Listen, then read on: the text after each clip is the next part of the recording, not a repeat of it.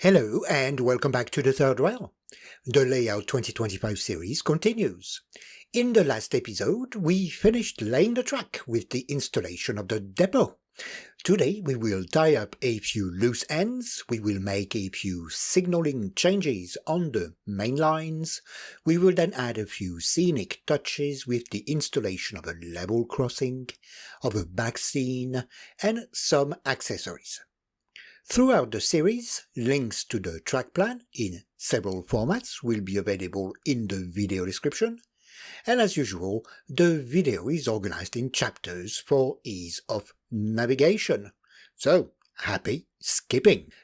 Last thing before we set off, if you end up liking this video and you want to support the channel, please be sure to hit the like, subscribe and alert button before leaving today. Super thanks are also available if you feel the content deserves it. Whatever the option you choose will be much appreciated. Many thanks! Now, let's head over to the room.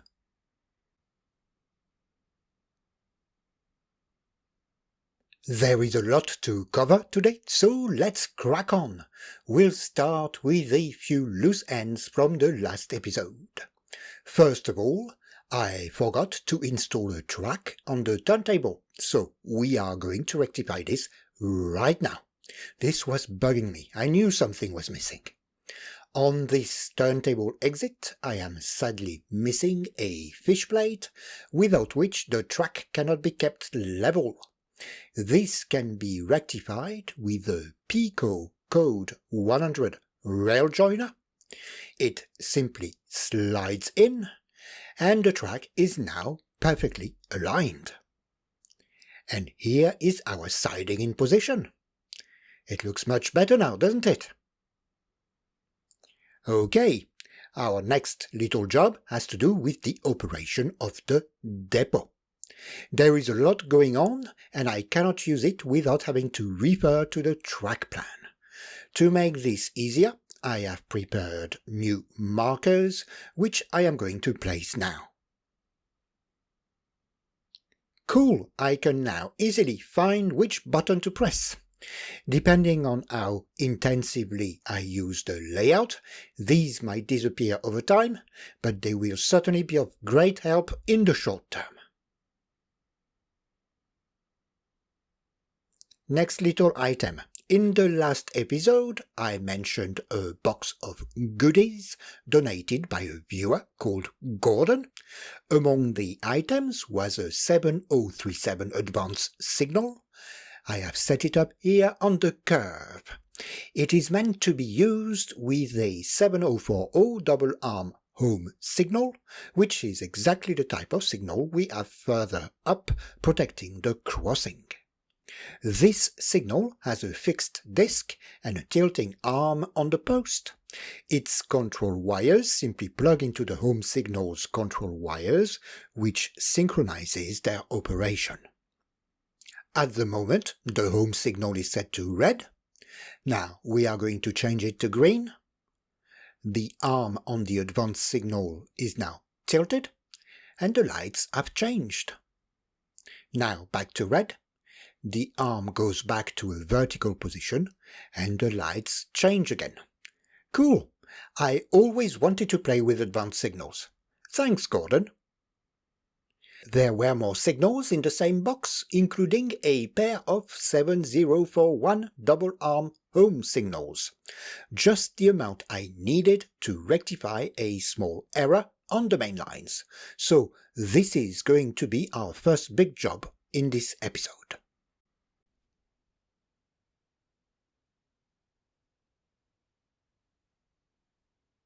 On the main lines, I have installed a few 7039 single-arm home signals.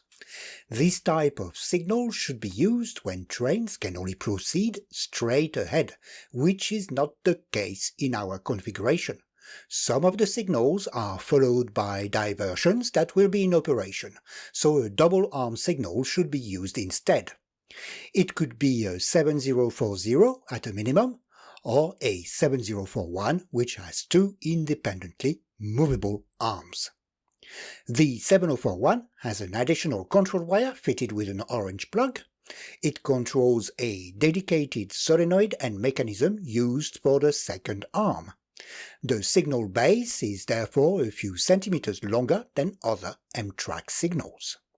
I have put a little demo together to show their operation. We'll use a little control box. The signal has 3 control wires. The green control wire sets the signal to green in the straight position, so only the upper arm is lifted. The red wire sets the aspect to stop or red, as usual. The orange wire is for the second arm. I have connected it to another position on the control box. If the signal is set to red, it will lift both arms. If the signal is set to straight or green, it will lift the second arm retrospectively. The red wire sets the signal back to stop or red from all aspects. The signal is supposed to be set to straight, so one arm only lifted, when a train should proceed straight ahead. When a turnout is set to divert the train from its path, both arms should be lifted. Usually this happens when the turnout is set to round. What Märklin suggests in their manuals is to join the operation of the turnout's round position with the signal's second arm. In this configuration, changing the turnout to round will immediately set the signal to green with both arms lifted. Now, I have a problem with this. When setting a route, I usually start by setting the turnouts, then I work my way back and set the signals. The suggested mode of operation is quite unsafe in this context. I'd prefer to keep things separate and avoid having to set up additional control buttons. We can do this using state mirroring, a technique I mentioned in passing a couple of times in this series without actually showing it, so let's do this now quickly. By state mirroring, I mean using the state of an accessory, for example a signal's aspect, or like here, the position of a turnout, to set a condition for an event occurring at a later stage.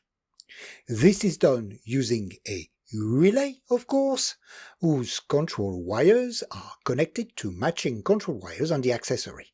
This synchronizes their operation. The circuits on the relay can then be used for all sorts of tasks. I have set this up on our turnout here, and I have connected light bulbs to each output on the relay.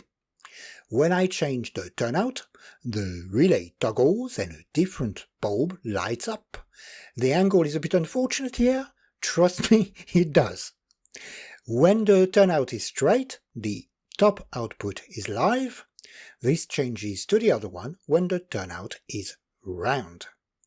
In this example, we have constant power, but this would work equally as well with current pulses like the ones used for signals and turnouts. Now let me disconnect the bulbs and we'll set our signal up. We are going to plug the relay's shared input to the port associated with the green button on the controller. And we are going to plug the signal's green wire into the top output of the relay, and the orange one into the bottom one. And we're done. So, what have we achieved? First of all, changing the turnout to round no longer changes the aspect of the signal immediately. The signal is set to red, and when I change the turnout to round, the aspect of the signal does not change, as you can see. Secondly, both green aspects of the signal can now be set using the same button based on the position of the turnout. With the turnout set to straight, pressing the green button for the signal will change the aspect to straight with a single arm lifted. If I change the turnout to round and press the green button, the second arm is raised. And if I set the signal to red, leaving the turnout in a round position, then press the green button, both arms are raised. With state mirroring, we decoupled the operation of the signal and turnout, we simplified the controls, and we added an element of safety, as we can now avoid setting trains off by mistake when setting a route. There we go, this was state mirroring in a nutshell. Now I shall replace all my offending 7039s. One moment, please.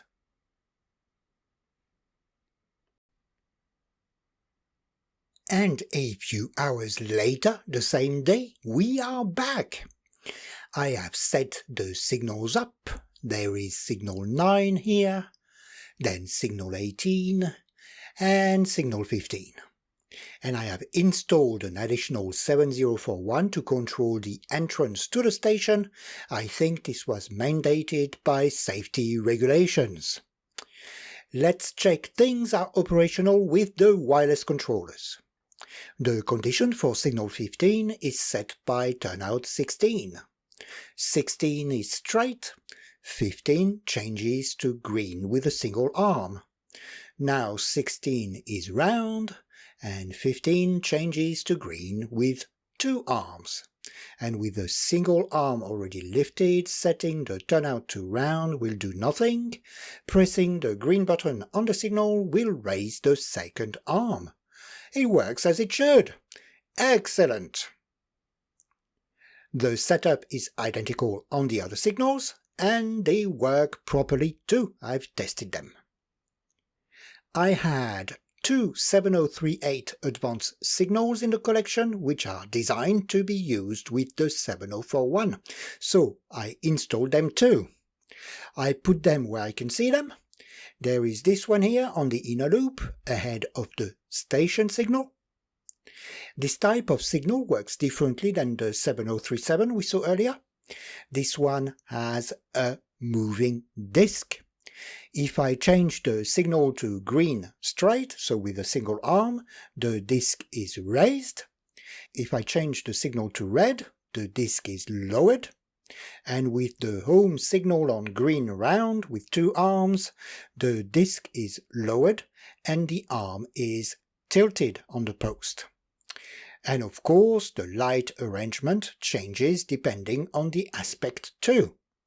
Very nice to see this in operation.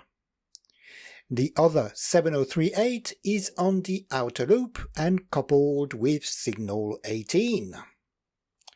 Okay, that bit is done. Now, we are not finished with state mirroring, as we'll use the technique on one of the station's pass-through lines.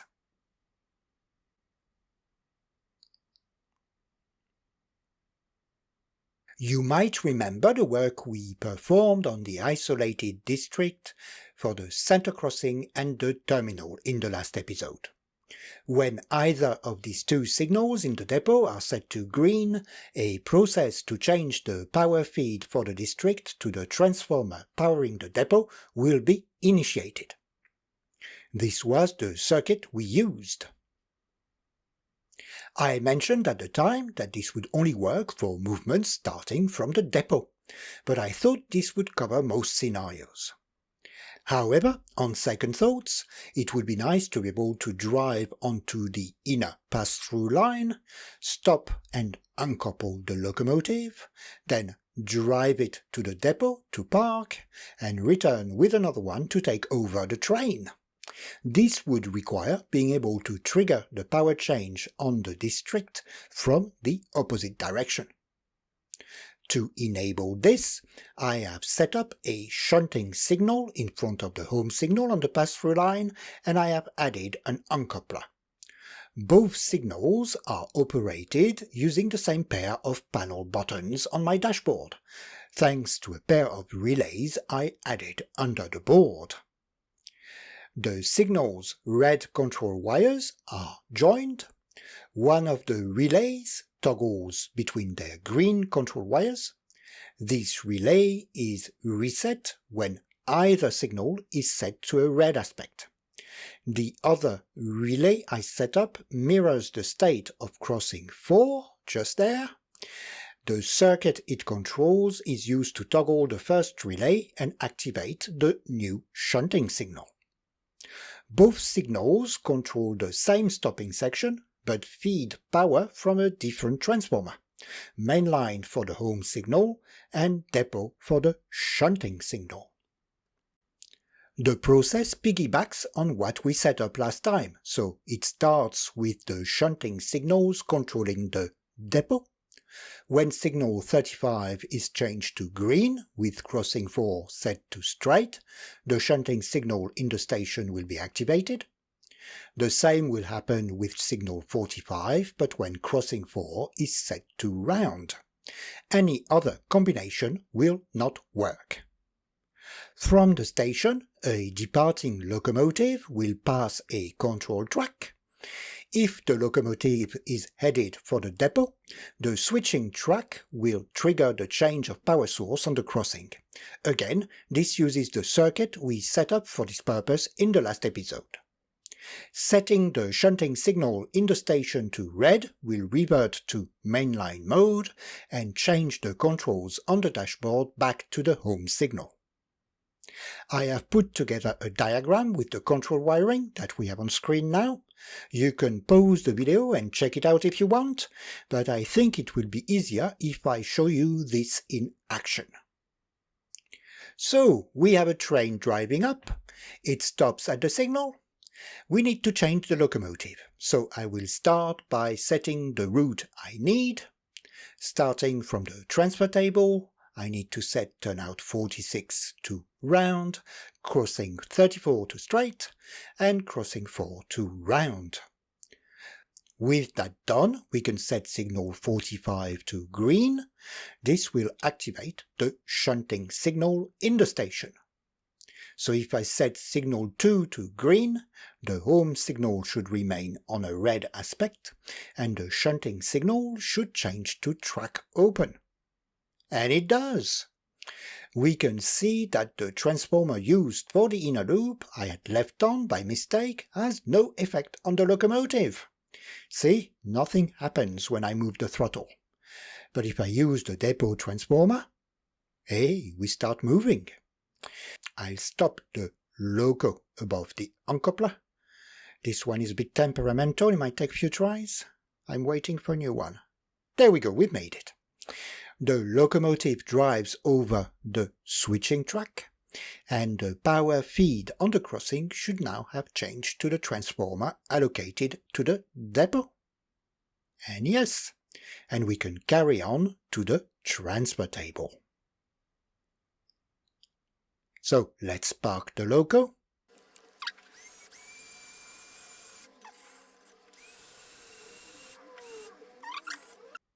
Now we'll move the bridge back to get the old timer out for some exercise.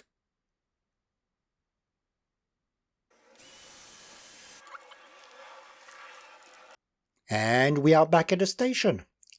I'll set signal 2 to red. This changes the shunting signal to track closed and hence control back to the home signal. If I set signal 2 to green, the home signal will now change aspect and feed power from the other transformer. See, the depot transformer is now inactive. I now need to close the depot, so I'll set signal 45 to red. This will restore power from the inner loop transformer to the crossing, and we can move to the inner loop using that transformer. Phew! This works! Okay, this is the end of day 1. It was a very long and hard day, but we've got a lot done. It's time for a break.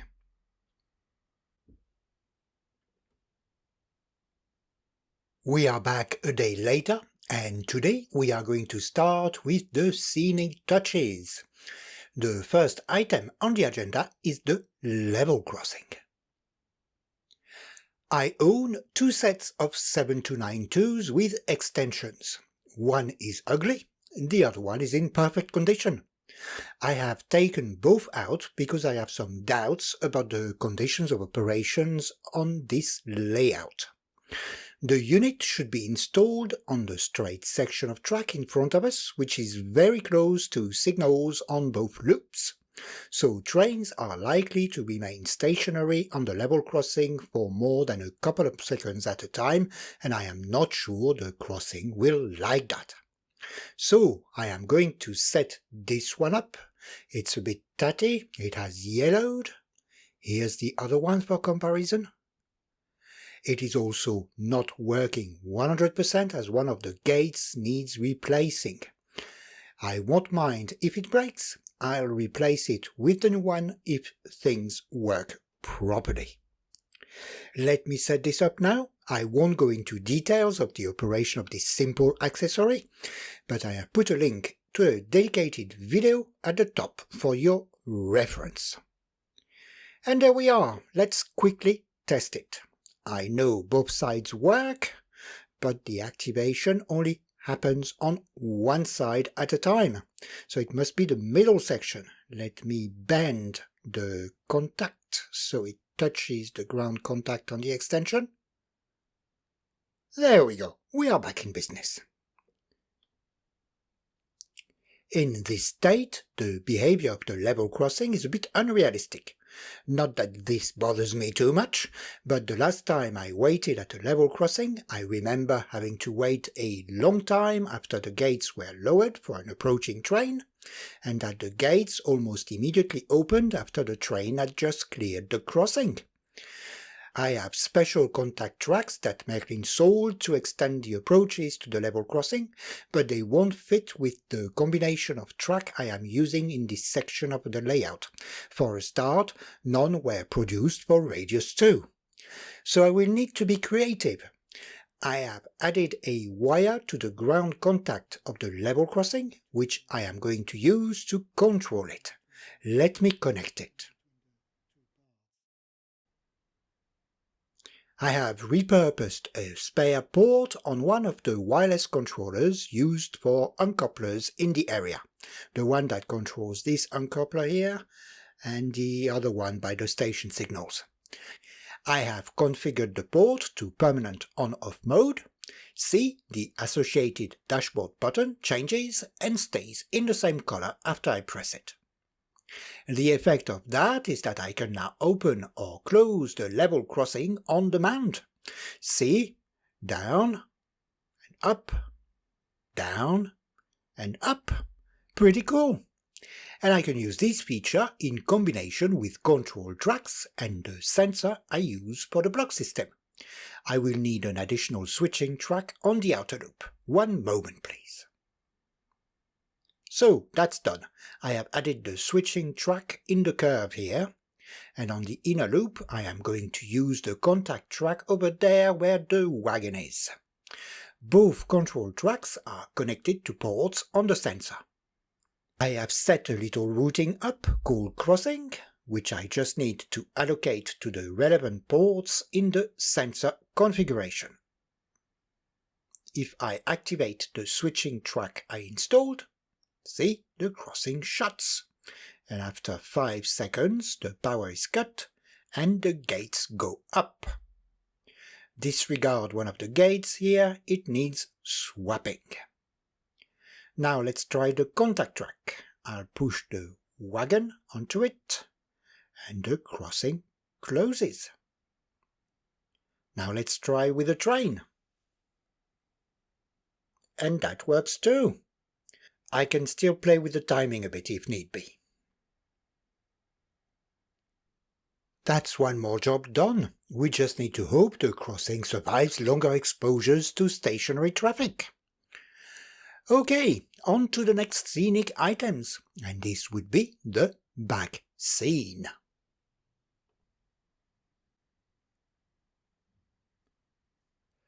I chose a product made by ID Backscenes.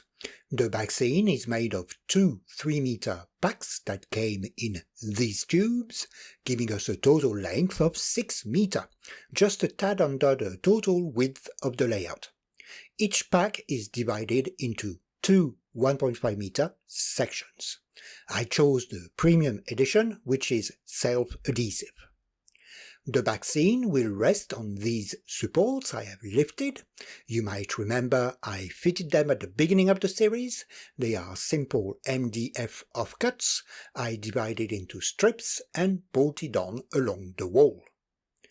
I have attached the backscene to 3mm thick PVC boards, something that would normally be used for cladding. A sheet is relatively affordable. I think they start at around £30 for a 2400 by 1200mm sheet. I had mine cut, which just about doubled the price, but it's not that bad, I think. I had never done this type of thing before, so there was a bit of a learning curve, and the result shows it in places. But the process wasn't too difficult. It was just a matter of pacing oneself and try and be as precise as possible. Very important, because realistically, you only have one go with the adhesive used here. The website has instructions and tips I found very useful. My biggest mistake was that after looking at the content of the packs when I received them, I put them back in their tube and used the wrong cap to close them. When I then started the installation, my intention was to start at one end of the 6-meter length and glue each panel in order. I picked what I thought was pack B and only realized midway through that I had started in the middle. I had to do unplanned cuts on the PVC boards, which explains the 60cm section I have in front of me. This went well, so I attempted to cut small strips out to join the middle sections. And of course this went horribly wrong. This in the center of the backscene that will be right in front of me most of the time. Rookie mistake, but you live and learn.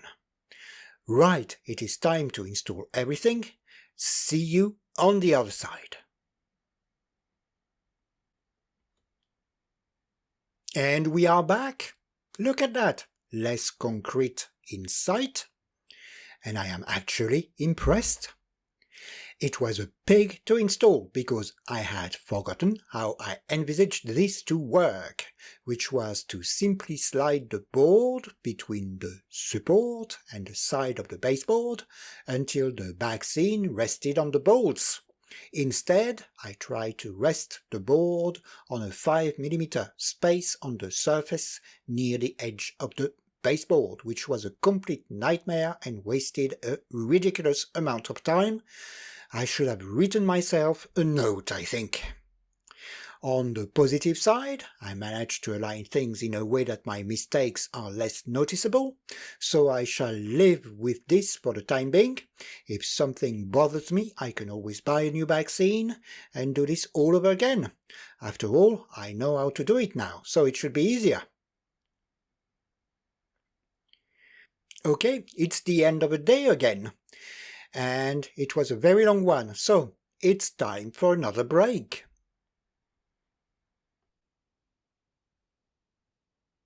And we are back a few days later, and I have been busy with a few more scenic items.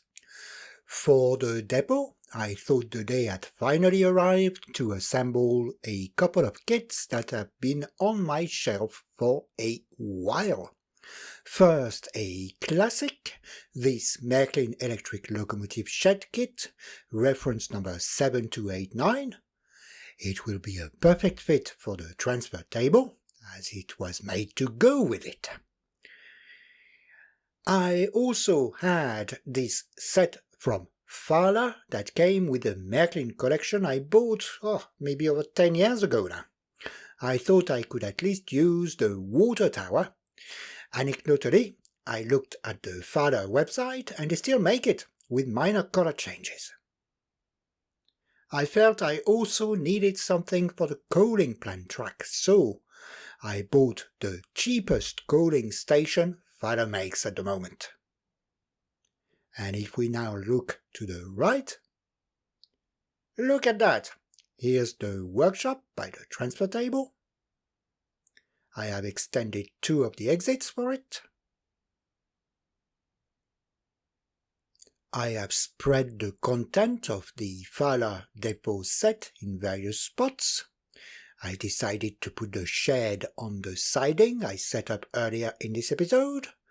I extended it by 1 track length. Shame we cannot see the other side from the operator's position. Here it is, with a lean-to building and a few bits and pieces. There was also a little gantry crane, which is now in front of the shed on the same siding. The 2 water spouts are by the turntable on the cooling plant exit. I glued them to some balsa for stability. Then we have the water tower. Look at that. And whatever that is next to it. Then we have the coaling station set on the cooling plant track. We have the loading gauge here. And we have another water spout here.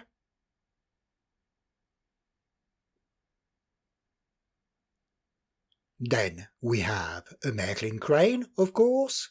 I haven't connected it yet because I am not sure about its position at the moment, so the wiring and controller are still out.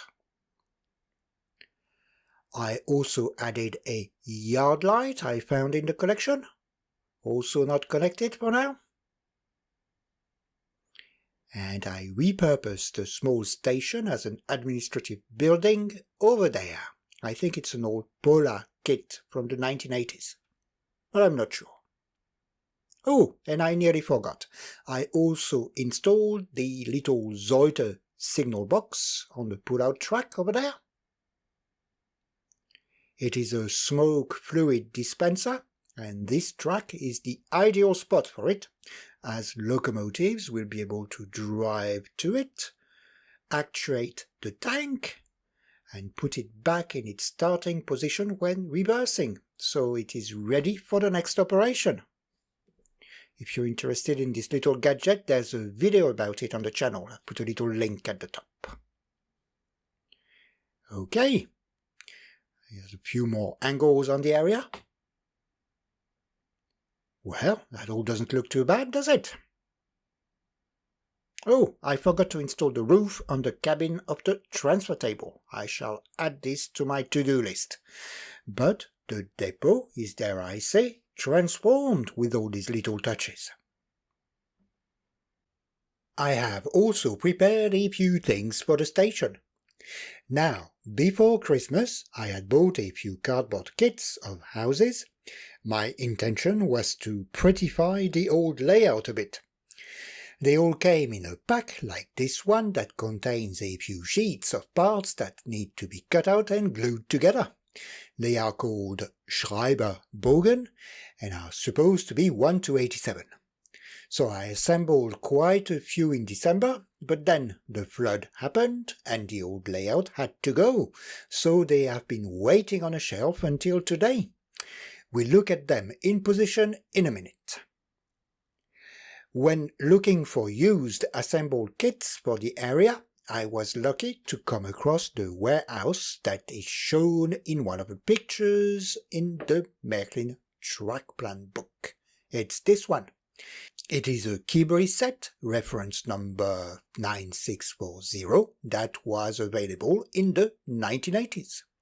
I managed to get my hands on a good used assembled example. This model is actually quite rare. It must have been on quite a few people's wish list because Kibri has decided to reissue it for 2025. I think it is on pre-order at the moment. So let's look to the left of the layout to see the real thing. And there it is. It tidied up nicely and has been neatly put together. I am very happy with my purchase. And here we have the cardboard houses I built over Christmas. As you can see, they are huge. But I have read somewhere that backgrounds always need to be oversized for a better effect. But that might be a bit too much. I'm sure they'll do fine there though.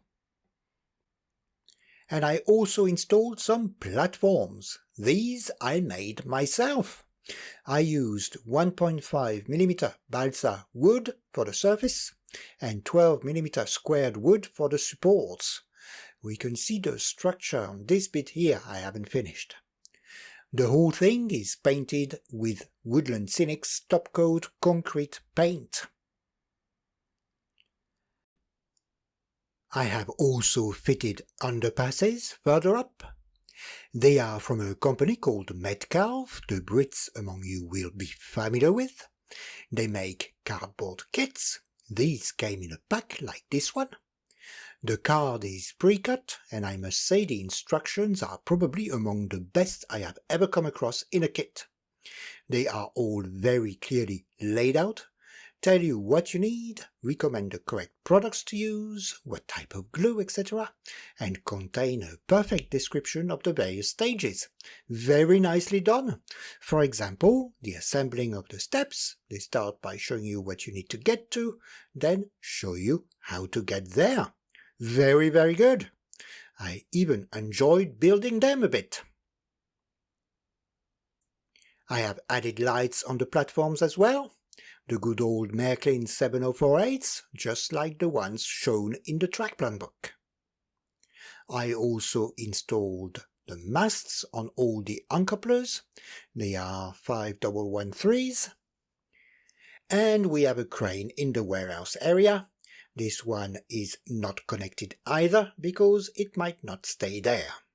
And there is another one in the corner over there.